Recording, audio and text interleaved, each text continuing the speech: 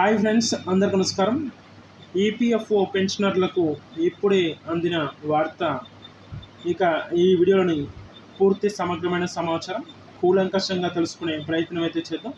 ఇక ఎవరైతే మొదటిసారి చూస్తున్నారో ప్రతి ఒక్కరూ లైక్ చేయండి ఫ్రెండ్స్. అదేవిధంగా ప్రతి ఒక్కరికి షేర్ చేయండి. అదేవిధంగా ప్రతి ఒక్కరూ కామెంట్ చేయండి. కామెంట్ రూపంలో మీ సందేహాలను ఎప్పటికప్పుడు వ్యక్తపరుస్తూనే ఉండి. ఇక మర్చిపోకుండా మన ఛానల్ని సబ్స్క్రైబ్ చేసుకోండి. ఇక ఈరోజు వీడియోలోని ముఖ్యమైన సమాచారానికి అయితే ఆలస్యం చేయకుండా వెళ్ళిపోయినట్లయితే, ఇక ఉద్యోగుల భవిష్య నిధి సంస్థ ఈపీఎఫ్ఓ త్వరలో కొత్త పథకాలను అమల్లోకి తీసుకురానుందని కూడా తెలుస్తుంది. ఇకపై వ్యక్తిగత పీఎఫ్ ఖాతాల్లో 25% కనీస నిల్వను తప్పనిసరిగా చేయనుందని కూడా తెలుస్తుంది. ఇక ఉపసంహరణల పరిమితి సంఖ్యను పెంచనుందని కూడా చెప్పవచ్చు. ఇక యూపీఐ ద్వారా నేరుగా పీఎఫ్ క్లెయిమ్ చేసుకోవడంతో పాటు ఆటోమేషన్లో వేగంగా ఆమోదం లభిస్తే వెంటనే ఆ నగదు సత్వరమే బ్యాంకు ఖాతాల్లో జమ అయ్యేలా మార్పులు చేస్తుందని కూడా చెప్పుకోవడంలో ఎలాంటి నిస్సందేహం లేదని కూడా పేర్కొనవచ్చు. ఇక ఈ మేరకు ఈపీఎఫ్ఓ కేంద్రీకృత ఐటీ వ్యవస్థలో సమూల మార్పులు తీసుకువస్తుందని కూడా తెలుస్తుంది. ఇక ఈపీఎఫ్ఓ పాస్బుక్, మెంబర్ పోర్టల్, యాజమాన్యాల పోర్టల్తో పాటు వెబ్సైట్ను క్లెయిమ్ పరిష్కారానికి ఆటోమేషన్ వ్యవస్థను అప్గ్రేడ్ చేస్తుందని కూడా తెలుస్తుంది. ఇక కొత్త వెబ్సైట్, క్లెయిమ్ వ్యవస్థ, నూతన పథకాలు, ఐటీ వ్యవస్థలను జూలై 1 నుంచి అమల్లోకి తీసుకురానున్నట్లు కూడా సమాచారం. ఇక ఐటీ వ్యవస్థ అప్గ్రేడేషన్లో భాగంగా ఉద్యోగులకు 2025-26 ఏడాదికి నిర్ణయించిన 8.25% వడ్డీని ఈ నెల 30లోగా ఖాతాల్లో జమ చేయనుందని కూడా చెప్పుకోవడంలో ఎలాంటి నిస్సందేహం లేదని కూడా పేర్కొనవచ్చు.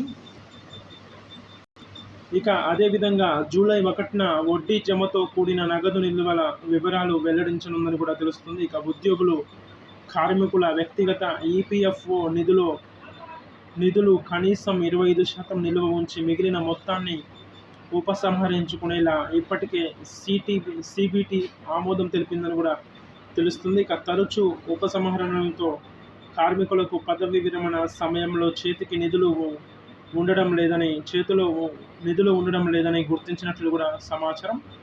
ఇక చేతికి ₹20,000 కూడా రాని కార్మికుల సంఖ్య ఎక్కువ ఉన్నట్లు అధ్యయనంలో వెల్లడైందని కూడా తెలుస్తుంది. ఇక ఈ నేపథ్యంలోనే పదవి విరమణ తరువాత కార్మికులు గౌరవప్రదమైన జీవనం కొనసాగించేందుకు వీలుగా 25% కనీస నిల్వగా నిర్ణయించిందని కూడా తెలుస్తుంది. అంటే ప్రతి ఉద్యోగి క్లెయిమ్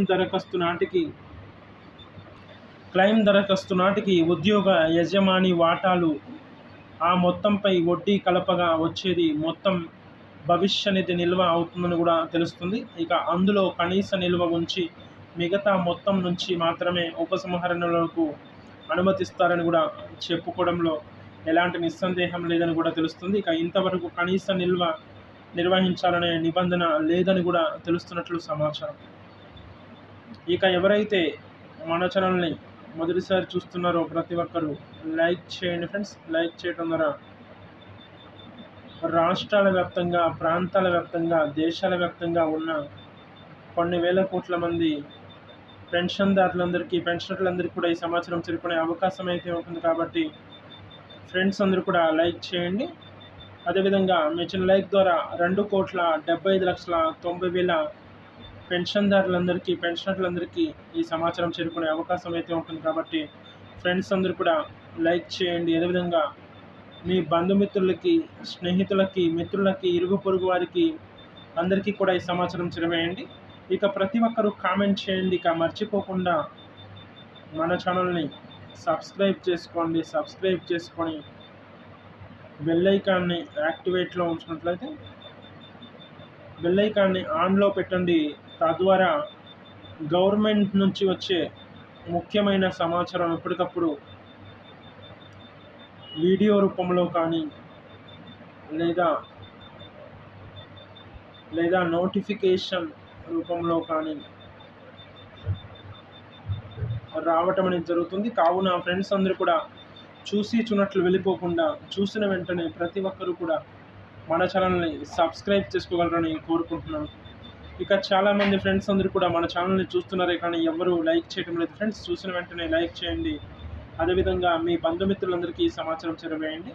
ప్రతి ఒక్కరూ కామెంట్ చేయండి. ఇక మర్చిపోకుండా మన ఛానల్ని సబ్స్క్రైబ్ చేసుకోండి. సబ్స్క్రైబ్ చేసుకొని బెల్ ఐకాన్ యాక్టివేట్లో ఉంచినట్లయితే గవర్నమెంట్ నుంచి వచ్చే ముఖ్యమైన సమాచారం ఎప్పటికప్పుడు వీడియో రూపంలో కానీ లేదా నోటిఫికేషన్ రూపంలో కానీ రావడం అనేది జరుగుతుంది. కావున ఫ్రెండ్స్ అందరూ కూడా మర్చిపోకుండా మన ఛానల్ని సబ్స్క్రైబ్ చేసుకోగలరని కోరుకుంటున్నాను.